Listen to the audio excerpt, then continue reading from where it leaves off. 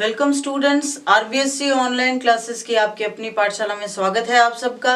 आज हम शुरू करने जा रहे हैं एसएसटी में 5th चैप्टर और यहाँ से हिस्ट्री एंड ओके जो है सिविक्स शुरू हो जाती है और आप जो है देश की शासन व्यवस्था के बारे में पढ़ेंगे अब इन अगले 3 चैप्टर्स में। तो इस सिविक्स में पहला चैप्टर जो है वो है लोकतंत्र, डेमोक्रेसी, ठीक है ना। तो ये चैप्टर इसलिए भी इम्पोर्टेंट है क्योंकि यहाँ से आप जो बाकी के 2 चैप्टर है उनका बेस प्रिपेयर हो जाएगा आपके लिए, ठीक है। तो हम पढ़ते हैं आज लोकतंत्र या डेमोक्रेसी। डेमोक्रेसी का मीनिंग क्या होता है, अर्थ क्या होता है। देखिए ये शब्द जो है हम बहुत पहले से सुनते आए हैं तो लगभग सबको पता है, ये नॉर्मल सी चीजें हैं। लेकिन पता है प्रॉब्लम कहाँ होती है, बच्चे लिखने में कंफ्यूज हो जाते हैं कि भाई हम क्या लिखें, कहाँ लिखें, कई बार वो शब्द समझ में नहीं आते हैं। तो इसलिए सबसे ज़्यादा ज़रूरी क्या है कि इससे रिलेटेड जो वर्ड्स हैं आप उनको अच्छे से ध्यान में रखें। सबसे पहले हम देखते हैं कि डेमोक्रेसी का मीनिंग क्या होता है। हिंदी में इसके 2 शब्द सिमिलर और हैं, प्रजातंत्र और जनतंत्र। ये दोनों शब्द डेमोक्रेसी के सिमिलर ही हैं, लोकतंत्र भी, प्रजातंत्र भी, जनतंत्र भी, ठीक है। अब ये आया कहाँ से है, ये जो डेमोक्रेसी वर्ड है ये यूनानी भाषा या ग्रीक लैंग्वेज के शब्द डेमोस और क्रेटिया से आया है, ठीक है ना। डेमोस और क्रेटिया, डेमोस का मतलब होता है भीड़ या जनता, ठीक है। अब भीड़ कहते हैं वैसे तो डेमोस को, लेकिन यहाँ हम भीड़ क्यों कहेंगे, हम कहेंगे जनता, ठीक है। और क्रेटिया का मतलब होता है शक्ति। जब सारे लोग मिलके, किसी राज्य की जनता मिलके अपनी शक्ति का प्रदर्शन करे तो उसको डेमोक्रेसी कहते हैं। और जनता, सारी जनता मिलके अपने शक्ति का प्रदर्शन कैसे करती है, अपनी सरकार चुन के। तो इसलिए डेमोक्रेसी का मतलब ऐसी शासन व्यवस्था से होता है जहां लोग अपनी सरकार का चुनाव स्वयं करते हैं, ठीक है। या फिर इसको सीधे शब्दों में कहें तो जनता की शक्ति पर आधारित शासन या governance based on the power of public भी कहा जा सकता है, ठीक है। तो ये जो है 1 नंबर का इंपॉर्टेंट क्वेश्चन बनता है कि जो डेमोक्रेसी शब्द है उसकी उत्पत्ति कहाँ से हुई है। यूनानी भाषा ग्रीक लैंग्वेज के 2 शब्दों से हुई है, डेमोस और क्रेटिया। डेमोस का मतलब है भीड़ या जनता और क्रेटिया का मतलब है शक्ति, ठीक है। इसका ओवरऑल मीनिंग होता है जनता की शक्ति पर आधारित शासन या governance based on the power of public. देखिए मैंने सारे जो इंपॉर्टेंट शब्द हैं वो यहाँ लिख दिए हैं। अब आपको करना क्या है, आपको ये तो बिल्कुल याद कर लेना है और उसके बाद में एक प्रॉपर तरीका, एक अच्छा सा वे जो है वो बनाना है लिखने का। उसके बाद में आपको मार्क्स गेन करने से कोई नहीं रोक सकता।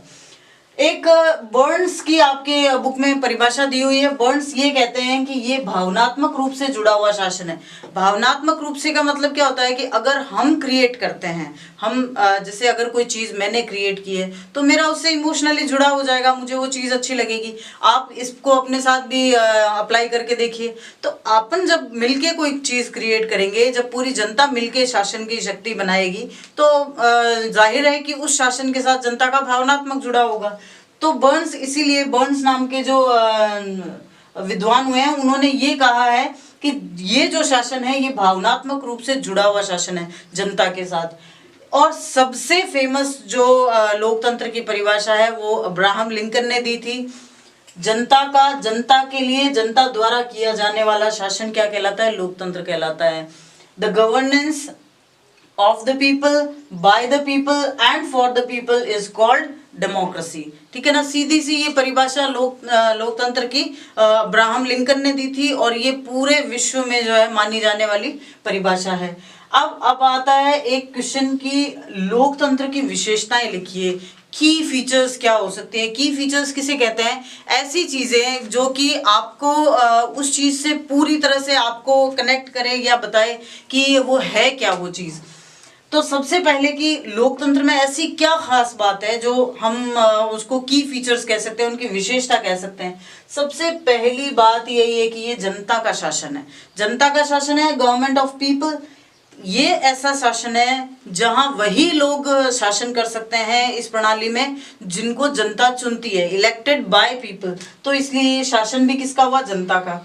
ये जनता द्वारा निर्मित है। इसमें चुनाव करने का कार्य कौन करता है, खुद लोग करते हैं, जनता करती है। इसलिए ये बनाया भी किसके द्वारा है, जनता के द्वारा। आपने पढ़ा भी होगा पिछले क्लासेस में कि हमारे भारत की जो संविधान है उसकी प्रस्तावना में शुरू में ही एक जो पहली लाइन है वो यही है कि हम भारत के लोग, we the people of India, ठीक है ना। तो ये संविधान जो पूरे शासन व्यवस्था को कंट्रोल करता है वो भी किसने बनाया है, किसने स्वीकार किया है, जनता ने। तो यानी कि ये शासन किसके द्वारा निर्मित है, जनता द्वारा निर्मित है।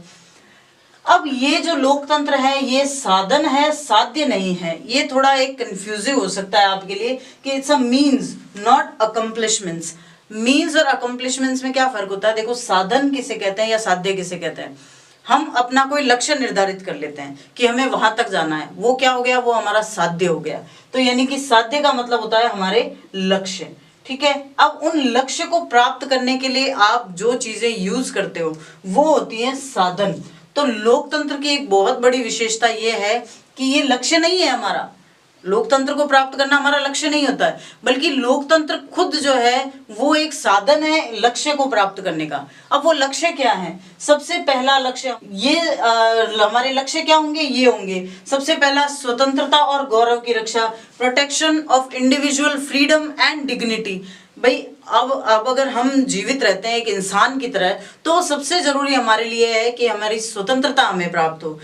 कहीं आने जाने की स्वतंत्रता, रहने की स्वतंत्रता, अपना धर्म मानने की स्वतंत्रता, अपनी उपासना करने की स्वतंत्रता, बोलने की स्वतंत्रता, पढ़ने लिखने की, हर चीज की हमारी डिग्निटी मतलब हमारी गरिमा, हमारा गौरव, वो हमें मिलता रहे। तो यानी एक इंसान का सबसे बड़ा लक्ष्य यही है किसी भी शासन व्यवस्था में। अब अगर कोई और इंसान जिसे हमने चूज नहीं किया है वो हम पर शासन करेगा, फॉर एग्जाम्पल अगर कोई राजा शासन कर रहा हो तो वो तो अपनी मर्जी चलाएगा। वो इंसान या वो राजा जनता से क्यों पूछेगा कि क्या करना है, ठीक है ना। तो लेकिन जब जनता अपना शासन स्वयं चलाती है तो जनता अपने चुने हुए लोगों को इस बारे में बाध्य कर सकती है कि आप हमें हमारी स्वतंत्रता और गौरव की रक्षा का जो है वो वचन दीजिए, उसके लिए हमारे लिए उत्तरदायी हैं आप, ठीक है ना। तो इसलिए लोकतंत्र साधन है किस चीज को प्राप्त करने का? हमारी स्वतंत्रता और गौरव की रक्षा का। दूसरा, सार्वजनिक हित में वृद्धि करने का भी ये साधन है, ठीक है ना। तो ये दो चीजें हैं जो साध्य है, जो हमारे लक्ष्य है। सार्वजनिक हित में वृद्धि से आप क्या समझेंगे? Strengthening general welfare. जब हित किया जाए, जब अच्छा काम किया जाए तो बिना ये देखे कि सामने वाला किस जाति का है, किस धर्म का है, किस लिंग का है, किस वर्ण का है, ये बिना जाने अगर उसके हित के लिए काम किया जाएगा, उसके इंटरेस्ट में काम किया जाएगा तो उसको कहते हैं सार्वजनिक हित। और ये सार्वजनिक हित कब सिद्ध हो सकता है? जब लोकतंत्र के द्वारा शासन किया जाए। तो यानी पहली विशेषता है कि ये जनता का शासन है, दूसरी विशेषता है जनता द्वारा निर्मित शासन है, तीसरी विशेषता लोकतंत्र हमारे इन लक्ष्यों को प्राप्त करने का साधन है, साध्य नहीं है, हमारा लक्ष्य नहीं है, लक्ष्य का साधन है लक्ष्य को प्राप्त करने का। चौथी विशेषता है कि ये जनता के प्रति उत्तरदायी होता है, it's an accountable governance. What do you mean by being accountable? देखिए, जब सामने वाला कोई गलती करे और हम उस पर अधिकार जता सकें कि आप उस गलती के लिए जो है या तो क्षमा प्रार्थी रहो या उस गलती को ना करो या उस गलती के लिए हम दंड दे सकें, तो वो कहलाती है अकाउंटेबिलिटी या उत्तरदायित्वता। तो अगर हमने अपनी सरकार को चुना है तो एक निश्चित समय बाद चुनाव वापस होंगे, और जब चुनाव होंगे तो हम सरकार से पूछ सकेंगे या उनको इस बात के लिए वापस चुनेंगे नहीं कि उन्होंने पिछले साल जो गलतियां की है। और सरकार भी इस बारे में डरेगी कि अगर हमने इस बार ये गलती की तो अगली बार जनता हमें वोट नहीं देगी। तो इस प्रकार सरकार क्या हो जाएगी? हमारे लिए अकाउंटेबल हो जाएगी, उत्तरदायी हो जाएगी। सरकार को जवाब देना पड़ेगा जब भी वोट मांगने के लिए वापस आएंगे तो ऐसा सिर्फ लोकतंत्र में ही पॉसिबल है। दूसरा, विकासशील। लोकतंत्र एक ऐसा शासन है जिसमें हमेशा कुछ न कुछ बढ़ने की जो है, डेवलपमेंट करने की गुंजाइश बनी रहती है, इसलिए ये एक विकासशील जो है शासन व्यवस्था है। तो ये थी लोकतंत्र की विशेषताएं। जनता का शासन है, जनता द्वारा निर्मित शासन है, साधन है, साध्य नहीं है, हमारे लिए उत्तरदायी है, अकाउंटेबल है, विकासशील है यानी कि डेवलपिंग है। और दो चीजें और आपको एक बता दूं वर्तमान में जो सरकारें चल रही है शासन व्यवस्था के आधार पर, एक छोटा सा पॉइंट आपके बीच में ऐड कर दिया गया है। बच्चे कई बार क्या है कि इसको इग्नोर भी कर देते हैं, निगलेक्ट कर देते हैं, उनको फिर जब क्वेश्चन आता है कि अरे ये तो था ही नहीं, तो एक छोटा सा पॉइंट है कि वर्तमान में जो सरकारें चल रही है शासन व्यवस्था के आधार पर, देखिए अलग अलग आधार पर अलग अलग सरकारें हो सकती है। तो शासन व्यवस्था के आधार पर जो सरकारें चल रही है वो दो तरह की, एक अध्यक्षात्मक यानी प्रेसिडेंशियल और दूसरी संसदात्मक यानी पार्लियामेंट्री। अध्यक्षात्मक शासन व्यवस्था वो शासन व्यवस्था होती है जिसमें शासन का प्रधान यानी कि राष्ट्रपति जनता द्वारा चुना जाता है, डायरेक्ट ही, सीधे ही, ठीक है ना, वो होती है अध्यक्षात्मक। वहां संसद या जो भी जनता का सभा है उसकी इतनी ज्यादा मान्यता नहीं होती, लेकिन जो शासन का प्रधान है वो डायरेक्ट जनता द्वारा चुना जाता है, जैसे अमेरिका में है, ठीक है। और दूसरी है पार्लियामेंट्री या संसदात्मक। यहाँ क्या होता है, यहाँ डायरेक्ट हम अपने शासन का प्रधान नहीं चुनते हैं, यहाँ हम सिर्फ अपना प्रतिनिधि चुनते हैं, वो बैठते हैं संसद में और जो बहुमत दल के नेता होते हैं उन्हीं के जो नेता होते हैं वही शासन के प्रधान होते हैं। तो भारत में ये शासन व्यवस्था है, ब्रिटेन में ये शासन व्यवस्था है। तो दो प्रकार की शासन व्यवस्थाएं हैं, इनका सिर्फ नाम आ सकता है आपके, तो पहली अध्यक्षात्मक या प्रेसिडेंशियल और दूसरी संसदात्मक या पार्लियामेंट्री। अमेरिका में अध्यक्षात्मक है और भारत और ब्रिटेन में संसदात्मक शासन व्यवस्थाएं हैं। तो स्टूडेंट्स अब बात करते हैं एक ऐसे क्वेश्चन के बारे में जो आपके चैप्टर में बड़ा क्वेश्चन जो बन सकता है ना वो है, लेकिन पता है आपको प्रॉब्लम कहाँ होती है, जब आपको दे दिया जाता है आलोचनात्मक परीक्षण करो। क्वेश्चन ऐसे आता है कि लोकतंत्र का आलोचनात्मक परीक्षण कीजिए या give a critical review of democracy.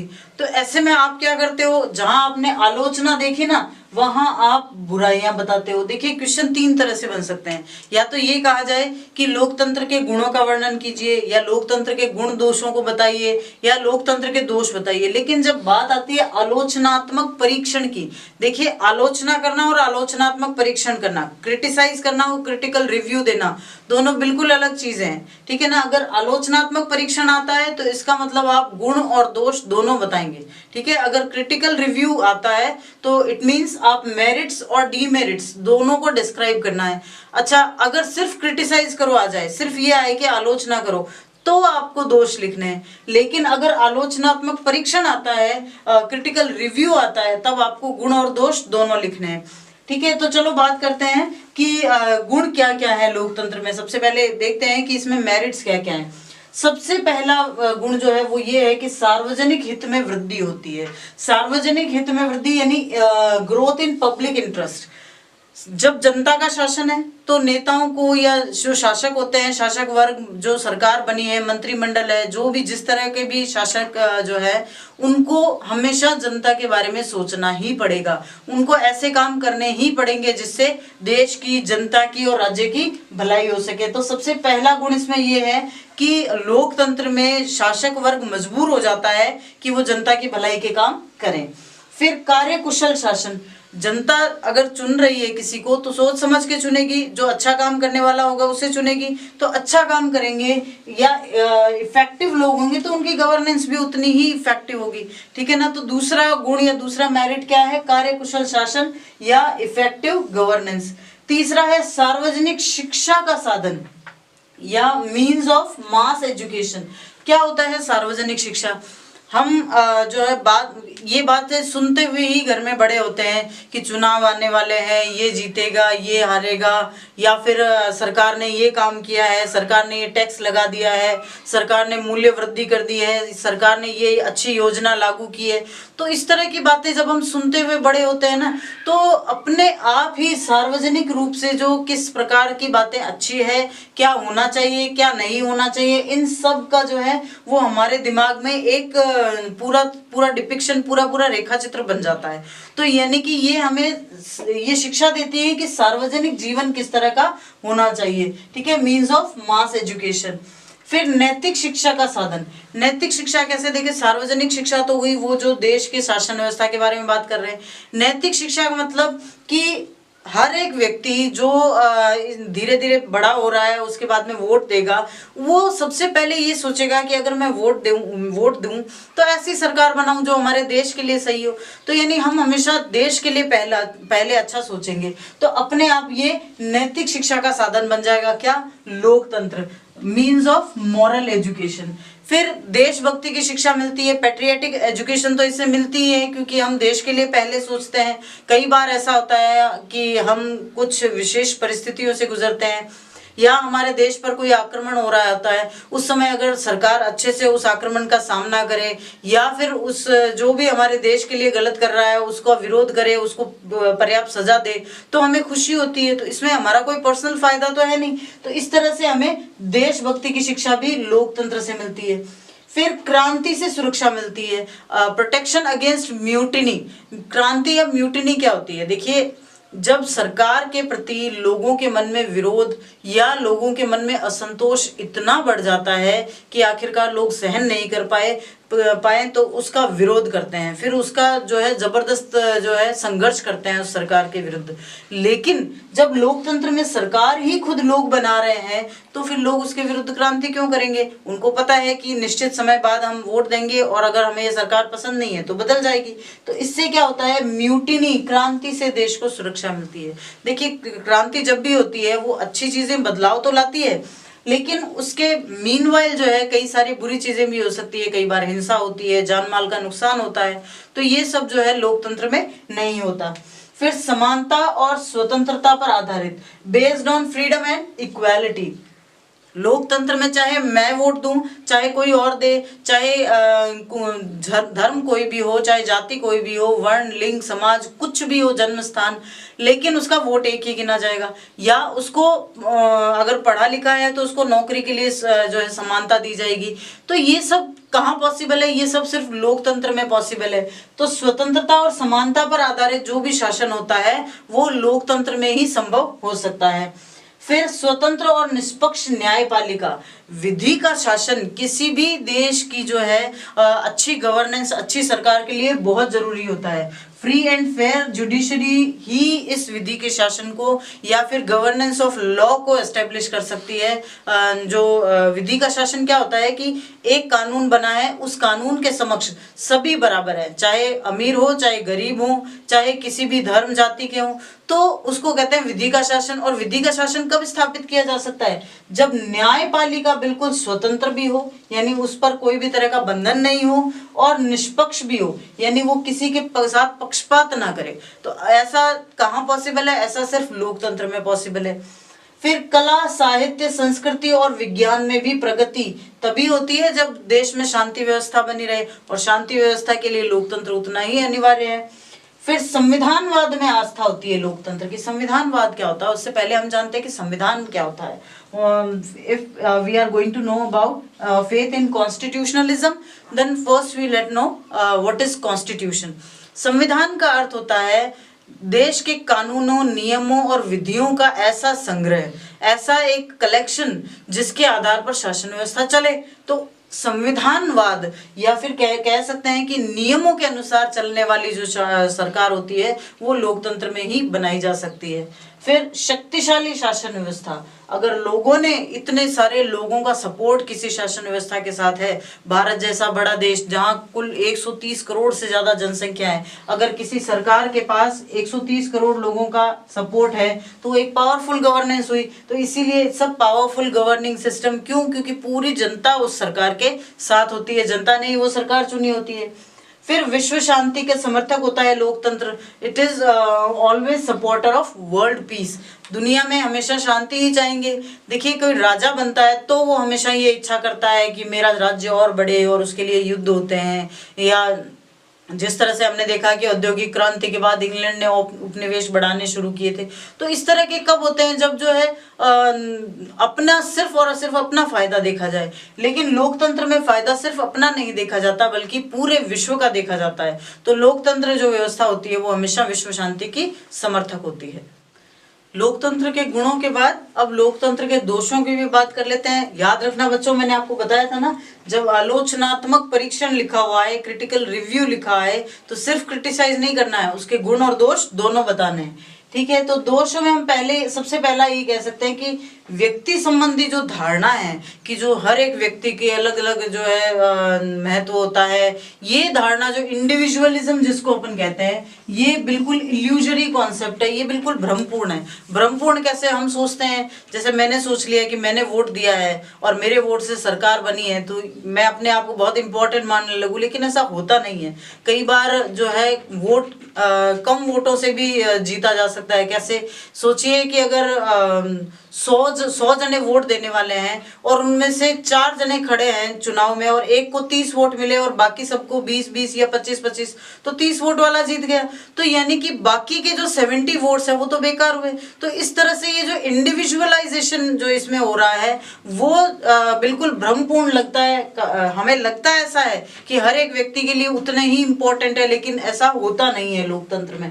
फिर बुद्धिजीवी वर्ग की उदासीनता रहती है। जो इंटेलेक्चुअल क्लास है वो बिल्कुल इसमें इंटरेस्ट नहीं लेती। क्यों नहीं लेती, आप देखिए नॉर्मली भी या जनरली हम देखें कि कहीं भी कोई अगर इस तरह के इंटेलेक्चुअल क्लास के लोग हैं, बुद्धिजीवी वर्ग के लोग हैं, वो क्या कहेंगे कि सरकार बन रही है, ठीक है, सरकार अपना काम कर रही है, हमें इससे क्या लेना देना, कोई भी सरकार बने। या कोई भी इस तरह का जो बुद्धिजीवी वर्ग के लोग होते हैं वो जल्दी से पॉलिटिक्स में आके और भाग लेते नहीं है, सरकार बनाने में हिस्सा लेते नहीं है, या फिर चुनाव लड़के और उस प्रक्रिया में भाग लेने में हिस्सा लेते नहीं है। इससे क्या होता है, इससे जो प्रक्रिया में भाग लेने वाले लोग होते हैं वो उतने योग्य नहीं होते जितने उनको होना चाहिए। फिर स्वतंत्रता और समानता, ये भी एक भ्रमपूर्ण कॉन्सेप्ट बन के रह जाता है। ये जो फ्रीडम और इक्वालिटी है ये भी बिल्कुल डिसेप्टिव कॉन्सेप्ट बन के रह जाता है।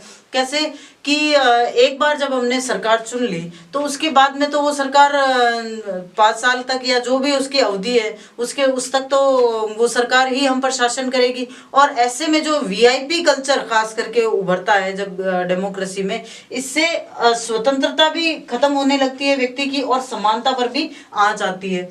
फिर राजनीतिक दलों का बहुत दुष्प्रभाव होता है। अब ये जो राजनीतिक दल होते हैं, खास करके भारत जैसे बहुदलीय व्यवस्था वाले देश में जो भी पॉलिटिकल पार्टीज होती है वो उनका एक ही लक्ष्य रहता है कि किसी भी प्रकार से चुनाव जीतना, चाहे साम दाम दंड भेद कुछ भी अपनाना पड़े, बस चुनाव जीतना। ऐसे में वो गलत रास्ते अपनाते हैं। तो ये जो राजनीतिक दल होते हैं इनका बहुत दुष्प्रभाव पड़ता है कई बार जब लोकतंत्र में चुनाव होते हैं, और खास करके भारत जैसे बहुदलीय व्यवस्था वाले देश में। फिर अनुत्तरदायी, जैसा मैंने कहा कि एक बार हमने जब सरकार को चुन लिया तो एक निश्चित समय बाद ही वापस चुनाव होंगे। तो ऐसे में उस निश्चित समय के लिए कई बार वो सरकार बिल्कुल अनअकाउंटेबल हो जाती है, बिल्कुल इस बात पर ध्यान नहीं देती कि इस बात के लिए मुझे जनता को जवाब देना है या मुझे इस चीज़ के लिए जनता के सामने वापस जाना है। वो अपने मनमर्जी कर लेते हैं कई बार। तो इस प्रकार से कई बार अनुत्तरदायी भी हो जाते हैं। सार्वजनिक धन और समय का अपव्यय होता है। कई बार क्या होता है कि जब चुनाव होते हैं और त्रिशंकु संसद या फिर ऐसी सरकार बनती है जो पूरी तरह से बहुमत हासिल नहीं कर पाए, तो ऐसे में हमने तो कई बार देखा भी है भारतीय शासन व्यवस्था में, तो ऐसे में चुनाव बार बार करवाए जाने पड़ते हैं। और इतने बड़े देश में अगर इस तरह बार बार चुनाव करवाए जाएंगे तो धन तो जो है व्यर्थ होगा ही, लोगों का जो कीमती समय होता है वो भी वेस्ट होता है। फिर मतदाता भी उदासीन हो जाते हैं। वोट देना जो है वो सिर्फ एक ठीक है कि बस काम करना है, उसको एक नॉर्मल सी चीज मान के छोड़ देते हैं। हम ये नहीं सोचते कि वोट देने के बाद भी हमारा ये फर्ज बनता है कि हम सरकार की नीतियों पर ध्यान रखें, हम सरकार की जो सही नीतियां हैं उनका सपोर्ट करें, जो गलत नीतियां हैं उनका विरोध करें। तो एक बार मतदाता वोट देने के बाद अपनी कार्य को इतिश्री मान लेता है, बिल्कुल जो है डिसइंटरेस्टेड बन के रह जाता है वोटर भी। और फिर संकट काल की दृष्टि से लोकतंत्र कमजोर साबित होता है कई बार। Weak governance in the view of emergency, ये कैसे है, क्योंकि लोकतंत्र में कोई भी निर्णय जो है एक व्यक्ति अपने आप से नहीं ले सकता कि तुरंत निर्णय ले लिया और उसे लागू कर दिया। लोकतंत्र में निर्णय प्रक्रिया होती है जहां किसी भी निर्णय को लेने के बाद उस देश की जो भी मुख्य संस्था है, व्यवस्थापिका है, वहां से उस निर्णय को अप्रूव करवाना पड़ता है, उसको स्वीकृत करवाना पड़ता है। तो ऐसे में संकट काल के समय में अगर ऐसी लंबी प्रक्रिया चलती है तो ये जो प्रक्रिया है ये संकट काल की दृष्टि से सरकार को कमजोर बना देती है। तो ये थे लोकतंत्र के गुण और दोष। अगर क्रिटिकल रिव्यू आता है तो आप दोनों को ही पॉइंट वाइज लिखेंगे। जरूरी नहीं है कि आपको एक एक पॉइंट याद हो, लेकिन कम से कम जितने याद रहे उतने पॉइंट्स को अच्छे से डिपिक्ट करेंगे। अब जो इस चैप्टर का लास्ट टॉपिक है वो डिस्कस कर लेते हैं। वो है लोकतंत्र की सफलता के लिए आवश्यक शर्तें। ऐसी कौन कौन सी कंडीशंस होनी जरूरी है जिन कंडीशंस में लोकतंत्र जो है सफल हो सकता है। मतलब अगर ये परिस्थितियां नहीं होगी, ये कंडीशन नहीं होगी तो लोकतंत्र सफल नहीं हो पाएगा। तो ये क्या क्या कंडीशंस हो सकती है। सबसे पहली जो शर्त है वो है शांति और व्यवस्था, पीस एंड ऑर्डर। जिस राज्य में शांति रहेगी, व्यवस्था रहेगी, वहीं तो लोकतंत्र हो पाएगा। लोकतंत्र है ही एक व्यवस्थित जो शासन व्यवस्था। तो जिस राज्य में शांति रहेगी, व्यवस्था रहेगी, वहीं पर लोकतंत्र शासन व्यवस्था जो है वो सफल हो पाएगी। फिर है मजबूत राष्ट्रीय अर्थव्यवस्था, स्ट्रॉन्ग नेशनल इकोनॉमी। अगर किसी देश की अर्थव्यवस्था ही मजबूत नहीं है तो वो देश जो है अपने यहाँ सारे के सारे चुनाव कंडक्ट करवाने, सरकार के द्वारा जो जनहितकारी योजनाएं हैं वो चलाने और ये सारे काम करवाने में कैसे सफल हो पाएंगे। So strong economic for a nation is an essential condition for the success of democracy. As you see, if a nation is quite strong with its economy, then only it can pursue with all the plannings of national welfare. फिर है आर्थिक समानता, economic uniformity. ये जरूरी है कि कोई भी देश जो है वहां पर नागरिकों में आर्थिक समानता हो। आर्थिक समानता का ये मतलब नहीं है सबके साथ सबके पास बराबर बराबर धन हो।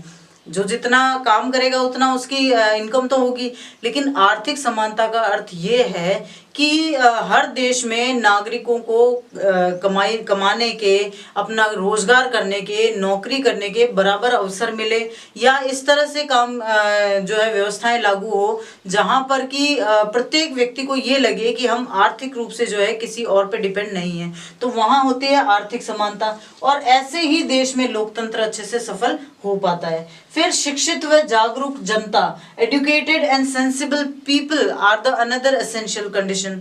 ठीक है, अगर जनता शिक्षित ही नहीं होगी तो वो कैसे समझ पाएगी कि कौन सी सरकार हमारे लिए उचित है। और जागरूक तो होना बहुत जरूरी है। आज के समय में जब विश्व इतनी प्रगति कर रहा है, चाहे टेक्नोलॉजिकल फील्ड हो, चाहे और कोई भी जो फील्ड हो, उसमें जब विश्व इतनी प्रगति कर रहा है, तो ऐसे में अगर आपकी सरकार आपके साथ नहीं है और जनता इसके लिए जागरूक नहीं है तो वहाँ लोकतंत्र बिल्कुल भी सफल हो नहीं पाएगा।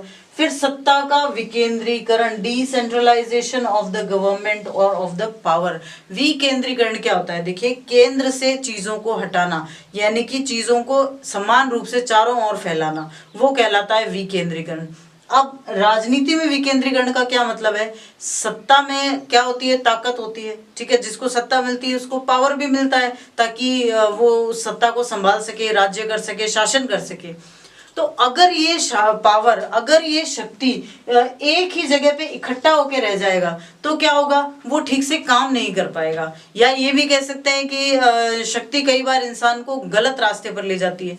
तो इस तरह से जरूरी है कि पूरी की पूरी सत्ता एक जगह केंद्रित नहीं होकर विकेंद्रित की जाए, यानी कि उसको सत्ता को अलग अलग लेवल पे, अलग अलग स्तरों पे उसको बांट दिया जाए। जैसे हमारे देश में है, पूरी जो केंद्रीय सत्ता है उसको व्यवस्थापिका, कार्यपालिका और न्यायपालिका में बांटा गया है। वहीं अगर उसको वर्टिकली देखा जाए तो पहले केंद्र सरकार, फिर राज्य सरकार, फिर जिलों में सरकार, गांव में पंचायत, तो उन सबको सत्ता भी दी गई है और शक्तियां भी दी गई है। इस सत्ता के विकेंद्रीकरण से क्या होता है? शासन करना भी आसान हो जाता है और लोगों का शासन में भागीदारी बनाना भी आसान हो जाता है। तो इसलिए सत्ता का विकेंद्रीकरण भी एक आवश्यक शर्त है। फिर है सामाजिक न्याय, सोशल जस्टिस। सामाजिक न्याय क्या होता है? किसी भी व्यक्ति के साथ सिर्फ इसलिए भेदभाव नहीं किया जाए कि वो किसी जाति, धर्म, वर्ण, लिंग, रंग या जन्म स्थान से संबंध रखता हो। मतलब ऐसे किसी भी आधार पर उसके साथ भेदभाव नहीं हो कहीं भी, उसको कहते हैं सामाजिक न्याय। तो अगर भेदभाव जिस समाज में होता है वहां पर क्या होगा? वहां पर कभी भी वो सत्ता के प्रति जो है व्यक्ति लॉयल नहीं रह पाएगा। तो ऐसे में लोकतंत्र भी जो है स्थापित नहीं किया जा सकेगा। फिर है नागरिक स्वतंत्रताएं। अब कोई नागरिक किसी को सरकार क्यों बनाएगा, कोई भी अपने ऊपर किसी को सत्ता में क्यों बिठाएगा, इसलिए बिठाएगा ताकि उसकी जो स्वतंत्रताएं हैं उसकी रक्षा की जा सके। जैसे हमारे भारत में प्रत्येक नागरिक को मौलिक अधिकार दिए गए हैं, ठीक है ना। अगर सरकार उन मौलिक अधिकारों की रक्षा नहीं कर पाएगी तो हम उनको सरकार में क्यों बिठाएंगे, हम उनको वोट क्यों देंगे, हम उनको क्यों चुनेंगे। तो लोकतंत्र के लिए सबसे जरूरी है नागरिक स्वतंत्रताएं या सिविल लिबर्टीज और उनकी रक्षा। फिर लिखित संविधान, जनता को ये पता होना चाहिए कि वो उन पर जो शासन कर रहा है वो किस नियम के तहत या शासन के किस स्तर पर किस प्रकार का नियम लागू किया जाएगा। तो ये सब कहाँ पॉसिबल है, ये किसी रिटन कॉन्स्टिट्यूशन या लिखित संविधान में ही संभव है। फिर है स्वतंत्र और शक्तिशाली न्यायपालिका। अगर न्यायपालिका किसी के दबाव में रहेगी, अगर न्यायपालिका अच्छे से जो है न्याय नहीं करेगी तो जनता का उस पर विश्वास नहीं रहेगा और उससे क्या होगा, जनता का सरकार पर भी विश्वास नहीं रहेगा। लेकिन न्यायपालिका अगर बिना किसी के दबाव में आए, स्वतंत्र रहकर और शक्तिशाली बनकर न्याय करेगी तो जनता का संविधान में और संविधान के साथ साथ सरकार में और लोकतंत्र में विश्वास बना रहेगा। फिर योग्य एवं निष्पक्ष कर्मचारी। देखिए, कहने को सिर्फ नेता चुने जाते हैं लेकिन वास्तविक जो सरकार है या वास्तविक जो सत्ता है वो किसी भी देश में कर्मचारी चलाते हैं, जो उस देश के ब्यूरोक्रेट्स होते हैं, ठीक है ना, जो उस देश के नौकरशाह होते हैं वो। तो जरूरी है कि जो नौकरशाह चुने जाएं वो बिल्कुल क्वालिफाइड हो और फेयर हो। तो जो स्टाफिंग सिस्टम होगा, जो कर्मचारी चुने जाएं वो ऐसे हो जो किसी का पक्ष भी ना ले, निष्पक्ष रहें और योग्य भी हों, इस लायक हों कि वो उस चीज को संभाल सकें। फिर संगठित दलीय व्यवस्था। दलीय व्यवस्था चाहे द्विदलीय हो चाहे बहुदलीय। द्विदलीय यानी जिसमें सिर्फ 2 दल हो, और बहुदलीय जिसमें एक से ज्यादा दल हो सकते हैं, जैसे भारत में। चाहे दलीय व्यवस्था कोई भी हो, पूरी तरह से संगठित हो, उसके नियम बनाए जाए कि किस प्रकार जो है दल काम करेंगे। दल बदल हो पॉसिबल नहीं होना चाहिए, क्योंकि अगर एक से दूसरे दल में जाना इतना आसान होगा तो लोग सिर्फ अपने फायदे की सोचेंगे। तो संगठित दलीय व्यवस्था जहां होगी वहीं पर लोकतंत्र अच्छे से काम कर पाएगा। योग्य एवं निष्ठावान राजनेता, एलिजिबल एंड लॉयल पॉलिटिशियन, ये लोकतंत्र की सफलता की सबसे बड़ी शर्त है। अगर राजनेता सिर्फ अपने निहित स्वार्थों के लिए काम करेंगे तो वो जनता को ठीक से वो शासन नहीं दे पाएंगे जिसके लिए जनता ने उन्हें चुना है। तो इसलिए राजनेताओं का सबसे पहले योग्य और निष्ठावान होना जरूरी है।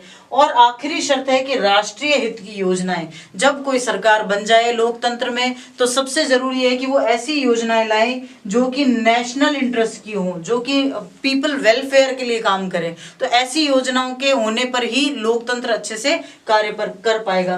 तो ये है वो सभी शर्तें जो किसी भी लोकतंत्र की सफलता के लिए आवश्यक है। अगर ये चीजें नहीं होती है किसी लोकतंत्र में तो वो लोकतंत्र सफल नहीं है, बल्कि वो लोकतंत्र ही नहीं है। तो लोकतंत्र के होने के लिए जरूरी क्या क्या शर्तें हैं?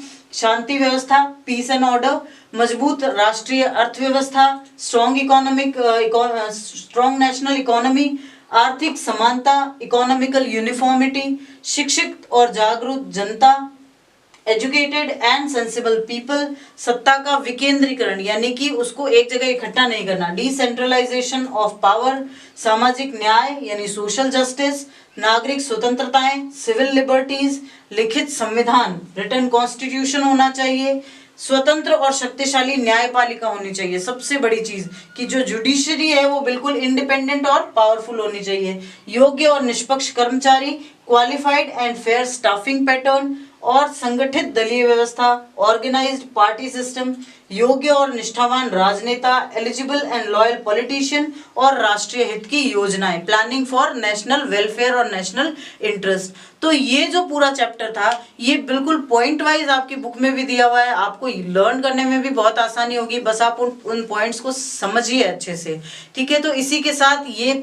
सिविक्स का पहला यानी कि एसएसटी का 5वां चैप्टर समाप्त होता है। धन्यवाद।